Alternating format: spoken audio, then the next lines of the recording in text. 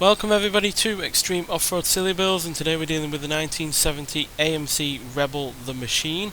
Now this has 1,356 horsepower, 1,021 pounds-feet of torque from a 7.5 litre twin turbocharged V8 engine. The car itself now weighs 3,231 pounds, has off-road tyres, all-wheel drive and off-road suspension, and it can now do 0 to 60 in 2.949 seconds, 0 to 100 in 5.375 seconds, and go to a top speed of 210 miles an hour.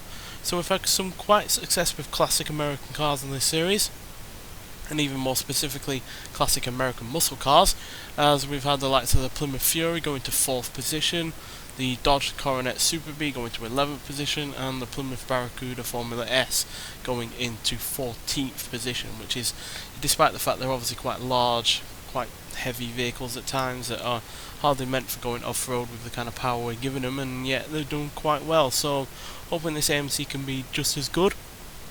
And yeah, in terms of the stats, it's mostly okay.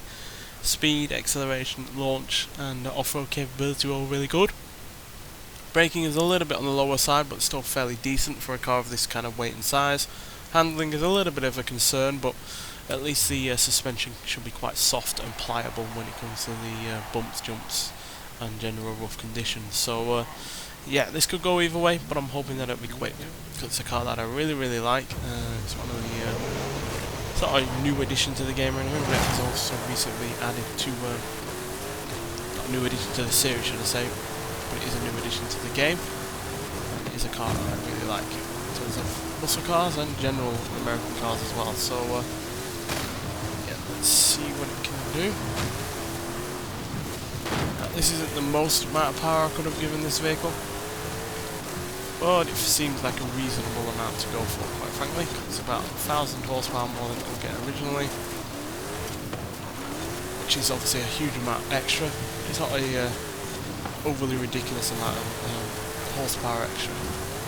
Now granted, the Coronet and the Barracuda I think had the 1,750 horsepower engine each. So it's down on power in comparison to those cars, but maybe that will mean that it's also more, controllable and able to use most of its power most of the time instead of spinning any of it away. I highly doubt they were able to use all of that power all of the time.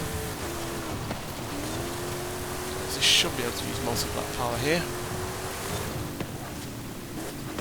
Big air time there, that's probably one of the longest air times that we've had on this series so far.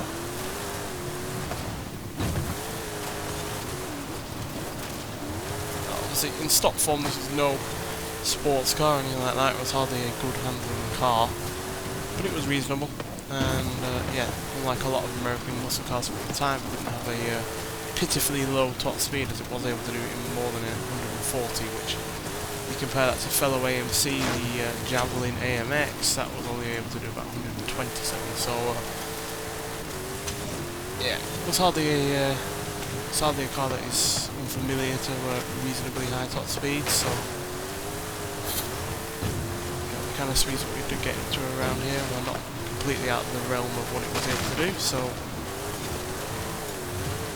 another advantage, but obviously it's got all-wheel drive, which it was never meant for. It's got off-road tyres, which it was never meant for, although they are grippier than the standard tyres, despite being meant for off-road and not tarmac.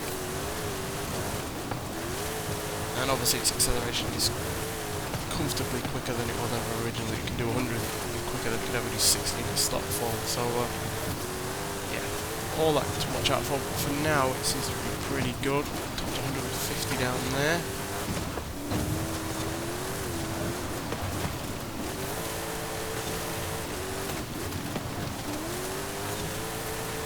This is where it might get a little bit tricky, because this is a little bit of a tight, swervy section.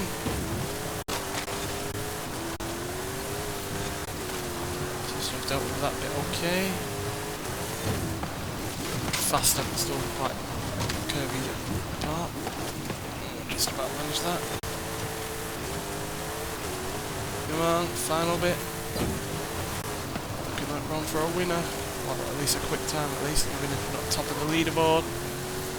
And there we go, sub 3 minute 15. Yep, 3 minutes 14.887, which means we are quicker than the Plymouth Fury.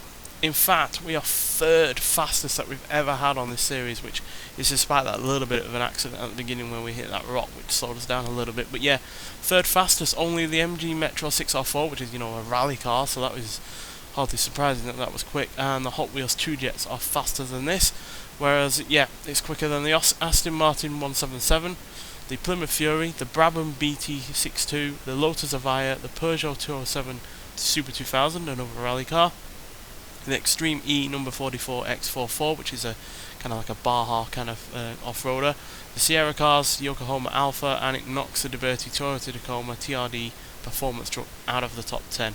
And yeah, that is really remarkable. That is nearly, you know, it's about 0.7 of a second quicker than the Plymouth Fury, which was hardly a slow car, and I think that had even more power than this. So yeah, that is an incredible time.